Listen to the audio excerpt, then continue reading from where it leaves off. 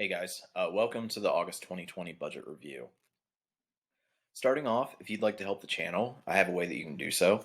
Root Insurance, which is based here in Columbus, where I'm living, is offering $35 if you just download their app and use it to get a quote. As long as you're eligible for a quote, you'll get that $35, and I also get $35. So it's an easy way for you to help the channel without having to spend any money, and I would definitely appreciate it. And secondly, I know I've done this personally for some of you here and there when you've commented about it, but I am starting to offer a financial coaching service. So if you have any specific questions about how to handle your situation and your finances, anything from budgeting to student loans, paying off debt, anything like that, send me a direct message, either email or Instagram or Facebook on my fan page there, and I'll let you know how I can help you, if it's something I can help you with, and how much it would be for that. So starting out here looking at the August budget, there was no AdSense, and I didn't expect there to be any. We'll get that coming in September. I should mention this is like the latest I've filmed one of these. I'm filming it on the 7th, and just with the hours I'm working, it's been a really hard time getting this done. And so you can tell it's already rolled over into September, but we'll have to flip back here into August budget. My paycheck was a little bit less than I anticipated, about $60. And that was just really based on the days that my deployments fell on. And because of it being on those particular days, my 2 travel days were not paid. They've since changed that policy again, and we are again paid for travel days. So when I fly out this Saturday, that will be paid for. But unfortunately, I don't get those ones for the past. But I did also find out that today, actually, that I'm filming this on the 7th is Labor Day, and I will get paid an extra 8-hour bonus for that. And we do get paid retroactively an 8-hour bonus for the 4th of July as well. So at some point in the future, those will be added in here. There was no referral income. If you do happen to take advantage of that Root Insurance thing, then you'll see probably in next month's budget after people get their quote from Root. If I do happen to get anything from that, you'll see a $35 bonus in there. And then with the other income here, the $6 is actually, I think, $6.16. And that's from Teespring. I was testing out some merch, and I didn't actually even tell you guys about it. It's just somebody happened to find it, and somebody bought one of the t-shirts. So thank you to whoever did that. I'm not going to link to them yet. It's not something that I've officially launched, and it might be a long time before I do. But some stuff like that's coming, and so I did make $6 profit off one of those sales. And then $4 in interest income, with the majority of that being interest that's coming from my emergency fund. As you can see here, car insurance went down, and it was 60 something. Now, unfortunately, when I was home, my last deployment, somebody hit my car, and I'm trying to work it out with their insurance company. They're not exactly being cooperative. And if they don't cooperate, I'm going to have to file the claim with my insurance, which means that I'll have to pay a deductible. Plus, they told me that it's going to count against me. So this may well just go right back up. But I mean, the car is drivable and everything. It's just the back of it's banged up pretty bad. They backed into me in a parking lot. So looking at the car payment here, you see I paid more. And that's basically because I do like $1 per hour worked toward bills every paycheck. And a lot of times the bills were paid off. So any extra money I had went toward making those extra payments there. You also see I only had 1, or maybe that's actually 2 tanks of gas. I think it was 2 because I took a trip home. But gas is super cheap right now. So it was just that low. Electric was a little over, and I'll probably talk about this next month too. Kind of a little upset about the electric. My bill is always pretty low, and I was having a problem where my AC didn't work in my apartment. So while I was away, I emailed them and told them to fix it. and they set it on 65. I specifically told them to turn it off. That was the whole thing about it, is it wouldn't turn off. So I turned it up to 80. And anyway, it kept blowing. And they went in there, set it on 65, and left it for the entire 3 weeks I was gone. I'm so pissed. And guys, you cannot understand how done I am with this apartment complex. That's why I'm doing everything I can to move out of there. I just can't take it anymore. Internet was right on. The phone was a little over. Yeah, I'm not sure why it was like $1 over like that. Gas, I'm a little under the budget amount because it's summer. Budget is 44, but it's not that much, so they have me pay like actual expenses. Also not really sure why the student loan is a little lower. If I remember right, I had this issue last month too, and I didn't check into it. I should probably actually log into Navient's website and make sure that everything is current, that they're not doing something sketchy. I literally didn't eat out, except I did, of course, but I'm using my per diem card. So this was just the restaurants that I paid for with my actual card for whatever reason. Groceries, fast food, and restaurants, I'm using my per diem. No gifts or donations. And I did go to the counselor twice in August. And, we are trying to do it weekly, but my schedule, well, her schedule is kind of hard to deal with too, but mine is definitely hard to deal with. So we don't get that scheduled every week. Renter's insurance is the same, and I paid for my storage. Didn't buy any clothes this month. Mom's stuff, that was just her storage. Then going back up here to business expenses, I remember that $10 of this is advertising. It was actually done in July, but the bill came through in August.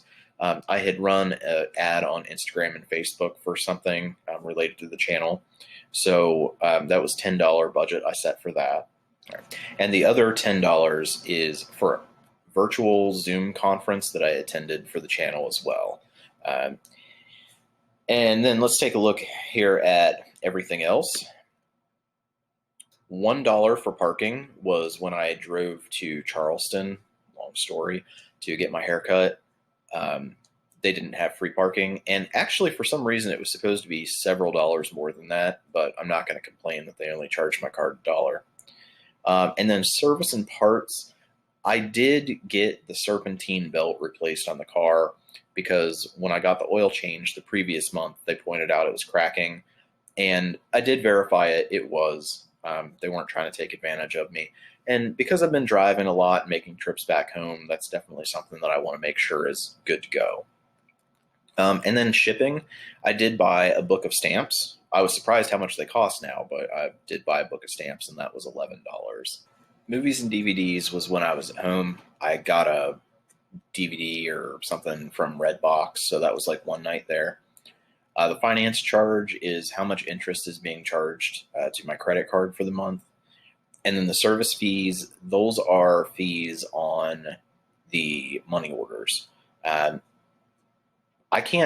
don't know if those are going up or what, but I can't find them as cheap as I used to. Personal care, that's a mixture of a few things. I got contact solution, and I had actually 2 separate things of toothpaste. I didn't like the first one I got, so I got a second one. And there was like one other thing, but I can't remember what it was. It was along that same line. And then $8 in laundry. That was cash spending.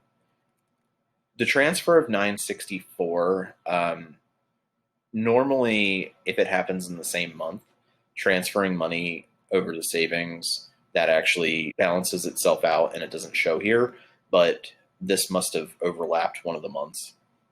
And then the transfer for cash spending, that is $40 that I got out of the ATM. The main reason for that is the place that I got my haircut is cash only.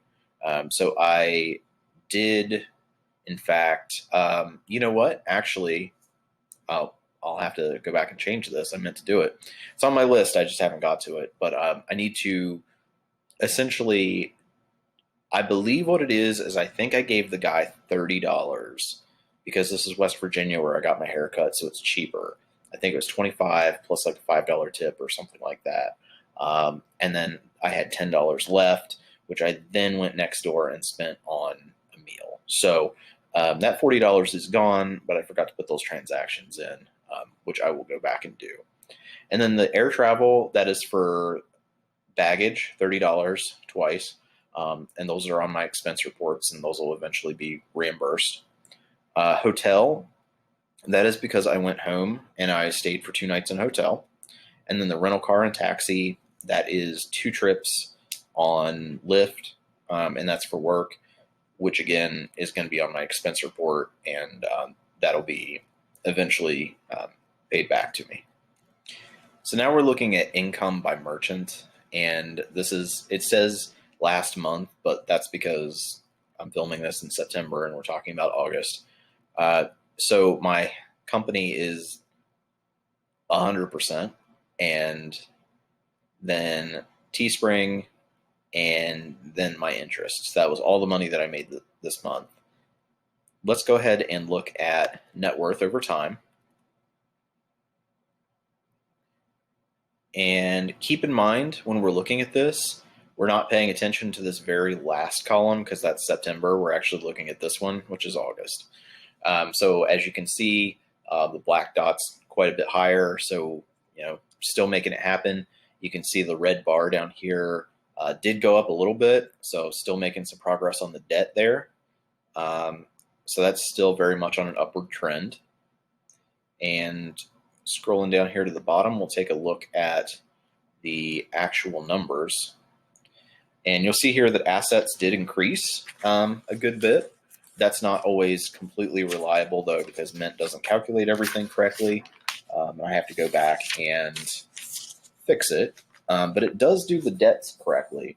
And taking a look here at the difference between July and August, the debt was actually reduced by $2,206.82.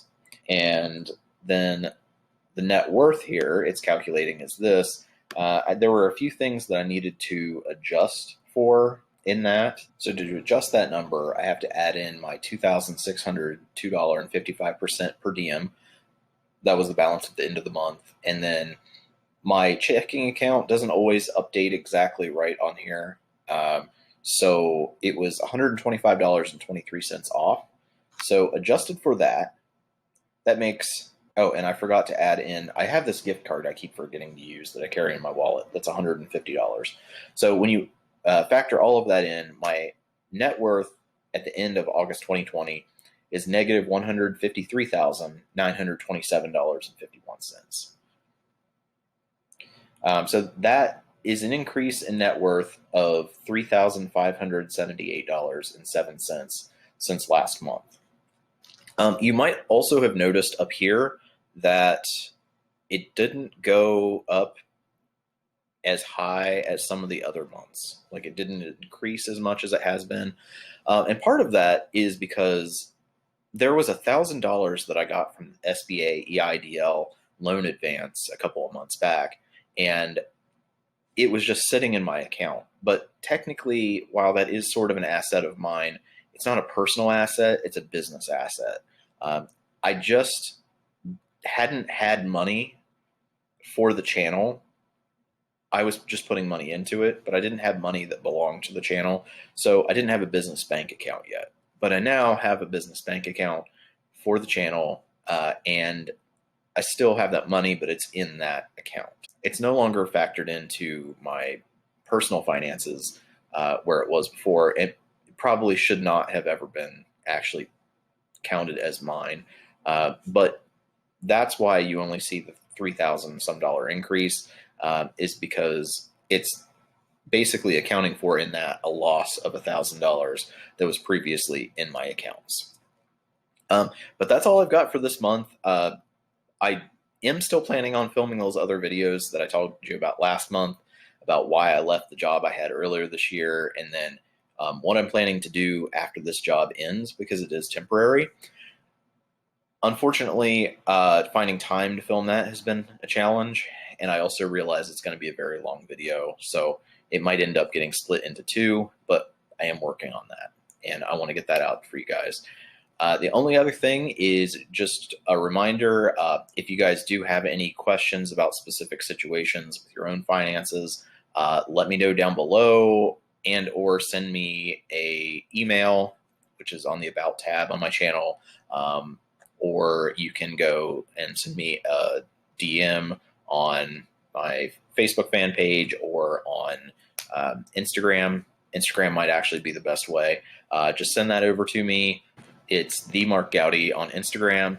Go ahead and follow me there if you're not. I don't post that often, but eventually I will post some stuff. And I do post a lot more pictures and stuff that I'm not able to post on YouTube. So you'll get some more content that way. Feel free to send me a DM there, and we'll talk about pricing, and I'll let you know if it's something that I'm familiar with and that I can help you with. So other than that, guys, I appreciate you watching, and hopefully sometime later here in September, I'll have at least the first of the two videos out explaining leaving the old job and this new job and kind of what the plans are going to be for the next year or so as far as my life and my finances. But other than that, guys, thanks for watching.